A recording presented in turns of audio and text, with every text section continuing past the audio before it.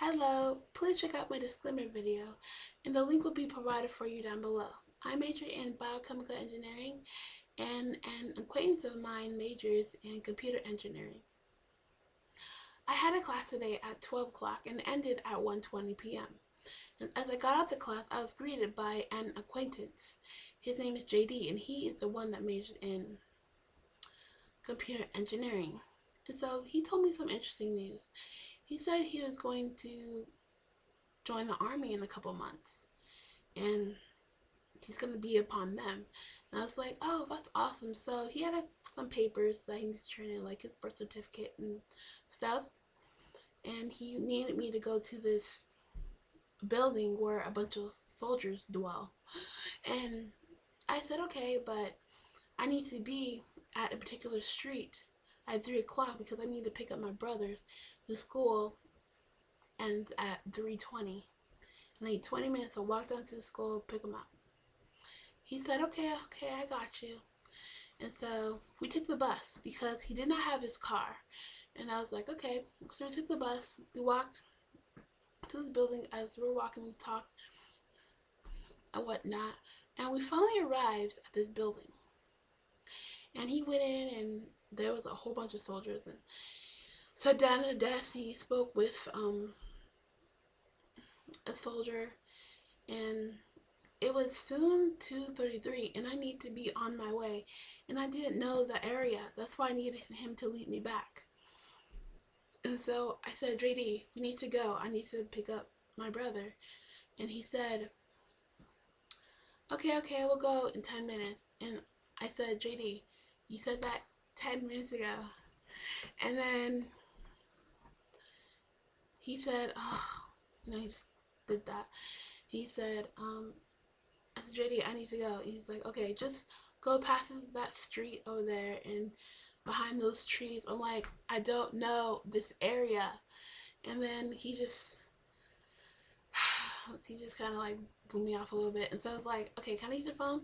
And I used his phone. I called my mom to let her know I'm going to be late, and to call Malachi School that I'm going to be late picking him up. And then she says, okay. And so I still needed and wanted to go. And so I said, JD, let's go. He's like, he said, I need to fill this out. It's going to take a few more minutes. And so I'm like, I'm not going to go anyway. And he said,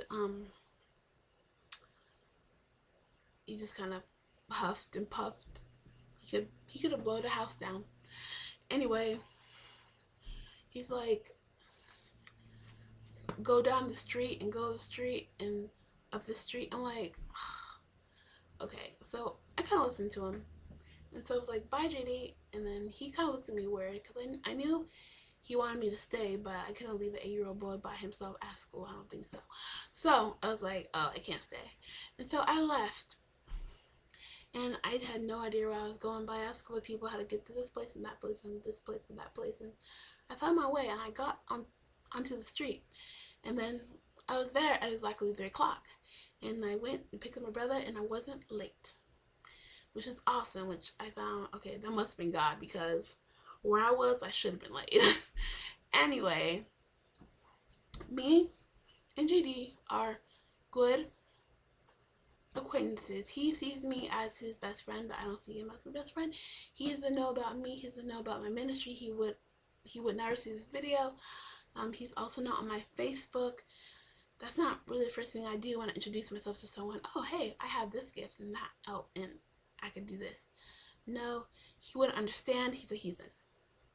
So he doesn't know anything of things I can. All he knows about me is that I'm human and I go to this college and I like to do this. So anyway, no hard feelings on JD's part because he is experiencing some interesting, some negative life circumstances, and so he can't travel freely as he wants to. So yeah, I'm over that. It's okay. But I was discussing things with God earlier, and I wrote down what he told me, and it's for you. So here we go. This is one of the tactics of the enemy. He gains my child's trust with his vain delusions and charming ways to lead them unto a deception. Then, when they have realized they are deceived, they are trapped there. They don't know how to get out. They also think within themselves, is it a deception or is it truth? Very few find out that their circle of mind is a deception until it's too late or later on, which wastes time. When they realize it's a deception, they seek me to get it. Then they are where they're supposed to be at the beginning. See, the devil is always trying to get my children to start over. They start their relationship over with me. Not only their relationship, but their faith. He does that to keep them from growing. It's like this. You have a best friend for 1 year. Then all of a sudden, you have no contact with that friend for 6 months. Then you meet up with that friend to recover what started and what was lost. If you don't recover the start of the relationship, there will be a weird vibe. So many things have changed with each of you, and or some things might have happened. It is like this. Your relationship was fully charged, then some hours go by and it has 1 bar left, like a phone. The relationships that we have in life need to be continually charged. We do that with conversation, among other things. If not charged for a long while, it shuts off. To charge it again, it needs to begin at 1 bar, then 2, then 3. You see, the process is starting over. The same works with God, the exact same way. Now, I added in this last part. I have a bunch of people telling me stories of when they were 16 and they had an awesome experience with God and they felt so connected. Now they are 40 and they strayed because of some deception. When they realize they have been deceived, they seek Him for a way out, and of course Jesus provides that. Then they are like a newborn baby Christian. See, she can't expect to jump off the relationship she had when she was 16.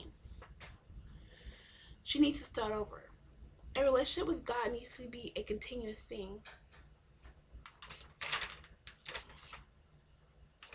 Like a phone call. You don't hang up on this face. It needs to be continuous. I'm sure you get my point by now.